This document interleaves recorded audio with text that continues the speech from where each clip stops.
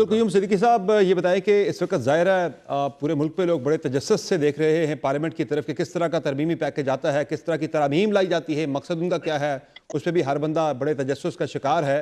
तो obviously supreme court of Pakistan के जजेस भी बड़े जो है वो कीनली इस सूरत हाल को ऑब्जर्व कर रहे होंगे। वहाँ क्या कैफियत पाई जा रही है?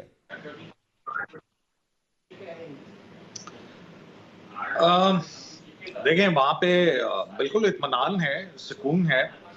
जज साहिबान का इस आईनी तरमीम से बराह रास्त वो या तो उसके इफेक्टिव हो सकते हैं जी हाँ, या उसके बेनिफिशियरी बेनिफिशियरी। हो जी हाँ। सकते हैं।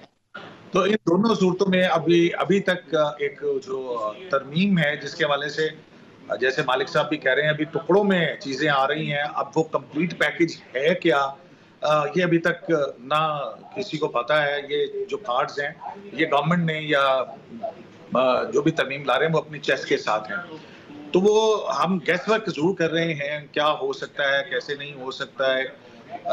मुख्तलिफ तजावीज़ हैं कि जजेस की उम्र जो है वो बढ़ा दी जाए। अगर जजेस की उम्र बढ़ा दी जाती है तो उसमें किसी जज को नुकसान नहीं होता है, सबकी उम्र जो है वो बढ़ जाएगी।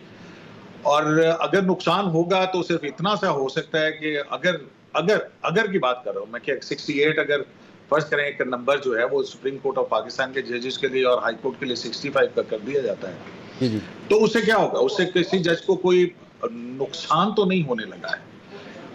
यही होगा कि उसमें एक मंसूरी शायद शाह होगा, साहब उसमें 25 एक चीज अक्टूबर के होगी बजाय शायद फिर अब्दुल 3 क़य्यूम साल बाद सिद्दीकी चीफ साहब, जस्टिस बन जाएंगे। उसमें एक सिनेरियो ये बन सकता है कि काजी फायज ईसा साहब के ज़ाहिर साल 2 बढ़ जाएंगे और आगे इंतजार करना पड़ जाएगा मंसूर अली शाह साहब को मजीद 2 नहीं, अगर साल। 68 होती है तो फिर 3 साल बढ़ जाएंगे ना। जी हाँ।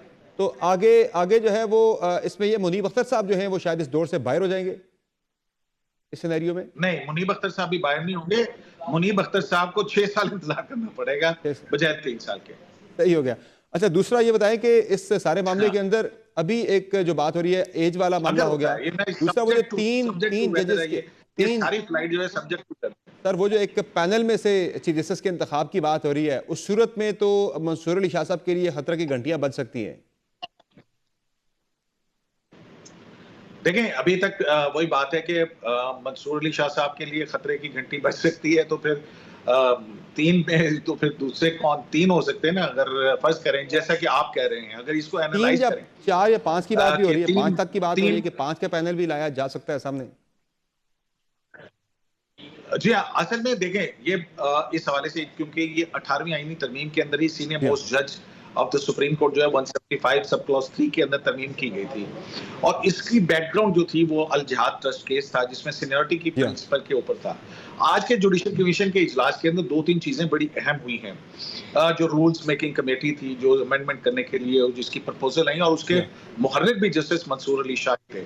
तो हाई कोर्ट के चीफ जस्टिस के लिए भी जो सीनियरिटी का एक प्रिंसिपल सेट था, या कहते थे कि लेजिटिमेट एक्सपेक्टेंसी का प्रिंसिपल है कि सीनियर मोस्ट जज ही हाई कोर्ट का चीफ जस्टिस बन सकता है। अब यहाँ पे कवायद के अंदर जो तब्दीली हुई है, जो आज हमारी खबरें हैं उसमें उस असामी के लिए बिल्कुल जैसे जैसे सालिया नीलम की तकर्री हुई उस तरह से हाई कोर्ट के चीफ जस्टिस की तकर्री के लिए 3 नाम आया करेंगे। तो एक तो ये भी बात है। दूसरा जो है इस सीनियर मोस्ट जज के तकर्री के हवाले से होता क्या था, होता ये था कि आपने देखा होगा कि उमर अता बंदयाल साहब के दौर के अंदर 5-7 तकर्रियां हुई हैं मंसूर अली शाह साहब से साकिब निसार साहब के बाद से। तो हर वो जज जिसको उन्होंने अपॉइंट किया वो इस तरतीब में जो सीनियर मोस्ट के हवाले से होगा वो मुस्तकबिल का चीफ जस्टिस जरूर बनेगा। तो ये आप ये देखिए कि चीफ जस्टिस के लिए जो गोटियां फिक्स करनी होती हैं वो कब से शुरू हो जाती हैं। तो ये भी एक जो है वो उसकी वजह से मामला जो है वो तशवीश का शिकार होते थे, तशकीक का शिकार होते थे। अब जब भी कोई चीफ जस्टिस रिटायर होने लगता था, मैं इफ्तिखार मोहम्मद चौधरी साहब के बल्कि जस्टिस आजम हुसैन सिद्दीकी साहब जो जब चीफ जस्टिस थे उस वक्त से देख रहा हूँ कि जब भी चीफ जस्टिस की रिटायरमेंट का वक्त आता है तो इस तरह की जो है वो बातें जरूर आती हैं एक्सटेंशन की।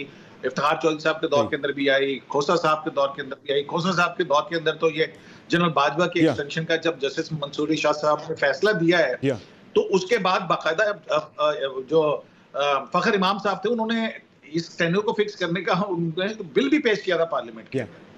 तो अब जो है ये क्योंकि ये तकर्रियों का सारा जो अमल है जुडिशियल अपॉइंटमेंट्स, अब इसमें हम ये नहीं कह सकते हैं कि सिर्फ पॉलिटिशियंस का कसूर है।